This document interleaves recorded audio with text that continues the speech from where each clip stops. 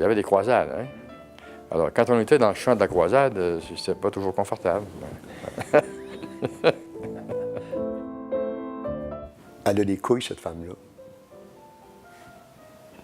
Et il y en a qui ont goûté.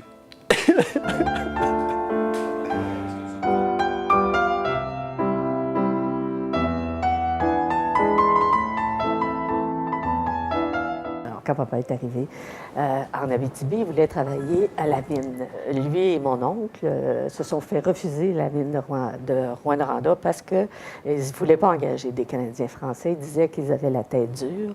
Papa, il n'avait pas eu le choix. Il a ouvert à ce moment-là un petit magasin de seconde main, qui est devenu un endroit très connu à Rouyn-Noranda des notables. Parce que papa, c'était quelqu'un qui avait une grande gueule. Il faisait un coin de rue, il revenait, puis il avait quelque chose à raconter. J'ai découvert que toute petite, j'étais déjà fascinée par les mots. Je voulais les apprendre, je faisais semblant de les lire. On ne sait pas trop d'où ça vient, ces choses-là.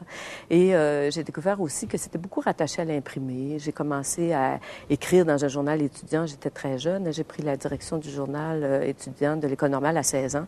Et j'étais toujours ravie quand on arrivait à la phase de l'imprimerie. Elle s'est inscrite à l'Université de Montréal. Et c'est là qu'elle s'est montrée très active dans le journalisme étudiant au quartier latin. Vraiment, vraiment très active. Et c'est là aussi qu'elle rencontre l'homme de sa vie, Godefroy Cardinal, qui va être ébahi face à la qualité d'écriture de Lise, son intérêt pour la politique. Et c'est l'homme qui va vraiment la soutenir sans défaillance dans toute sa carrière journalistique.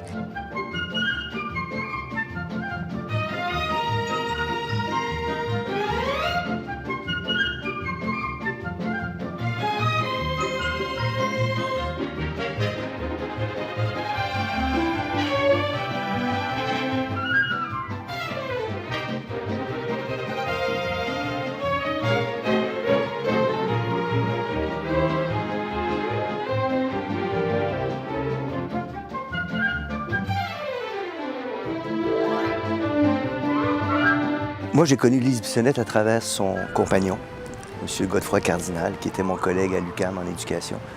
Et c'est à travers eux que j'ai eu la chance d'aller écrire au Devoir une chronique sur l'éducation en 1994. Ouais. Mme Bissonnette, c'est une femme de très grand talent, avec une écriture sublime, mais c'est quelqu'un d'une grande générosité intellectuelle. Et cette générosité-là, elle la pousse, je crois, à susciter chez autrui leur talent, à les faire naître, à les encourager. C'est quelqu'un qui croit en vous avant même que vous ayez commencé à croire en vous. Donc, c'est quelqu'un qui nourrit des talents, qui encourage des gens. Et donc, je leur dois beaucoup, puis je suis content de le reconnaître.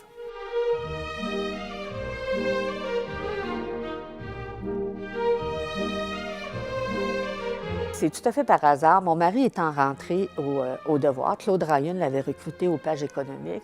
Un jour, on était au bord d'une rivière, on se baignait, puis Michel lui a parlé de comment il aimait travailler au Devoir. Et Lise lui a posé des questions, et Michel lui a dit « Est-ce que tu t'intéresserais? » Bien, elle a dit oui, comme surprise.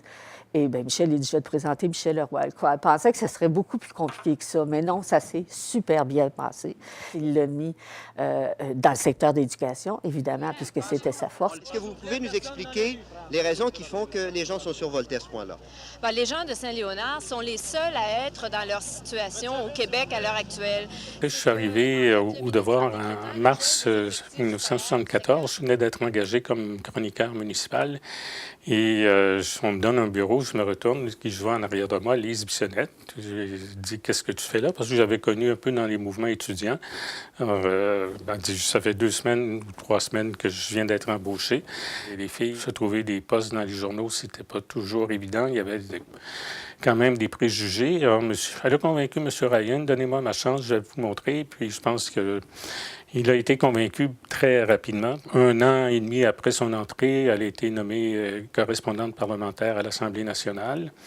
Peu après, une autre année, 1 année et demie, à l'automne 1976, elle est partie comme correspondante pour le Devoir, toujours à la Chambre des communes.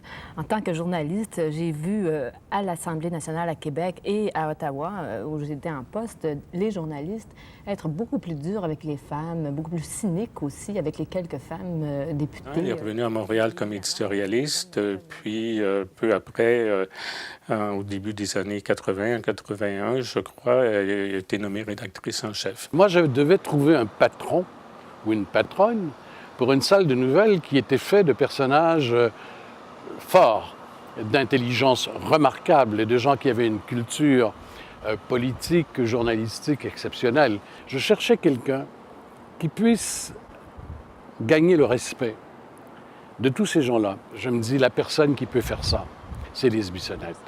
J'ai connu Mme Bissonnette en 1985. J'avais été un des lauréats de la bourse Fernand-Seguin. Et je lui ai dit, écoutez, je suis à l'aise dans tous les secteurs de l'actualité, en culture en particulier. Il y a seulement en économie où je ne serais pas à l'aise. Elle m'a dit, très bien, tu vas commencer en économie lundi prochain.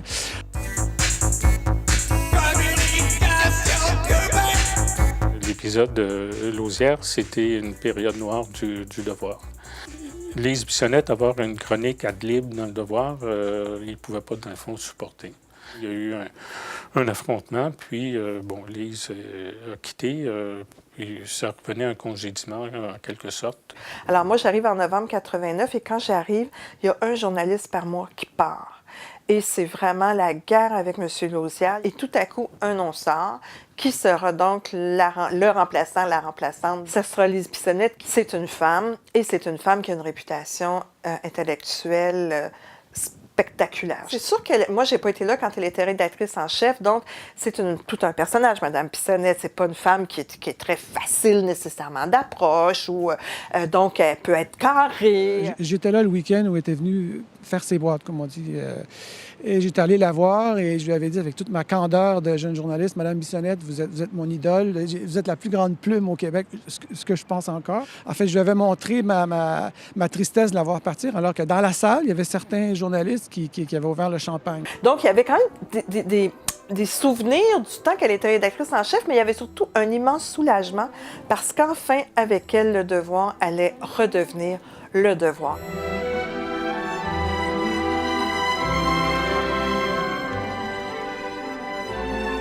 On devait, à l'époque, autour de 2 millions à Pierre Péladeau. Il nous avait donné une marge de crédit en ne nous laissant pas payer les frais d'impression. Le seul actif qu'on avait, on avait l'édifice sur la rue Saint-Sacrement. On l'a donné à Québécois.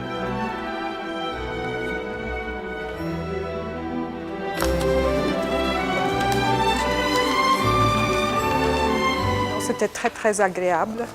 Elle acceptait toujours les projets que je faisais. Et avec la vision de Mme Bissonnette, on a réussi à faire un très, très beau projet.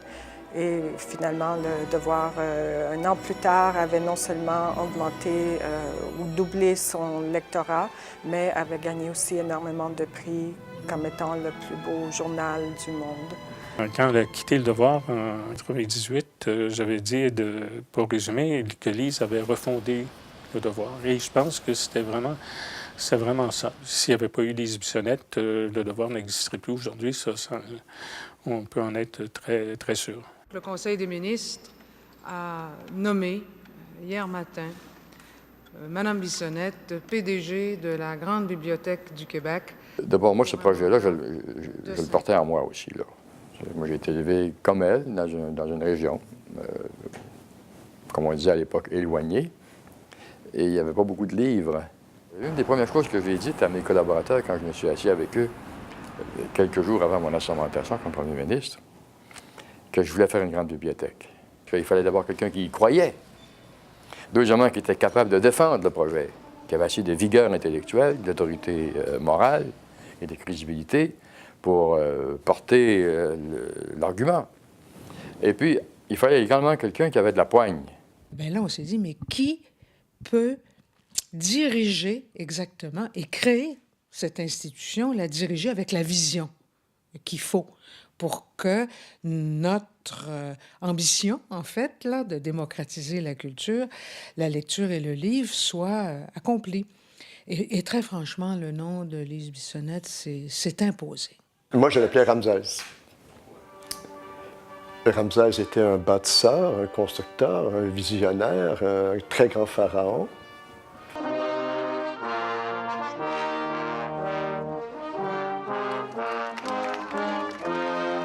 C'est tout à fait magnifique, beaucoup de lumière. On a le goût de lire, de s'installer, venir étudier. Ce qu'elle a fait, elle l'a réussi à la Grande Bibliothèque. On peut dire à tous égards que c'est une réussite. Et on la lui doit, cette réussite. Et les 10 ans et demi, moi, je ne les ai pas vus. Et surtout avec une bête, puis une dynamo, et une visionnaire comme Mme Bissonnette, c'est motivant de travailler, de travailler avec quelqu'un comme ça. Et on était partie prenante et on la suivait. Je suis très content qu'on se voit. On fait l'enregistrement à l'Université de Montréal. Elle a eu un doctorat ici. Je sais bien qu'elle a une autre université dans son cœur qui est l'UQAM, mais c'est quelqu'un qui, chez nous, sur 30 ans de carrière, n'a jamais varié sur le choix premier du Québec, l'éducation. Comme moi, là-dessus, on se rejoint. C'est quelqu'un qui a un grand souci pour l'éducation. Elle pense avec raison que l'éducation, c'est un des facteurs les plus fondamentaux du développement de la société québécoise. J'ai confiance que sur le conseil d'administration, elle va défendre ce que j'oserais appeler une haute idée de la mission de l'université.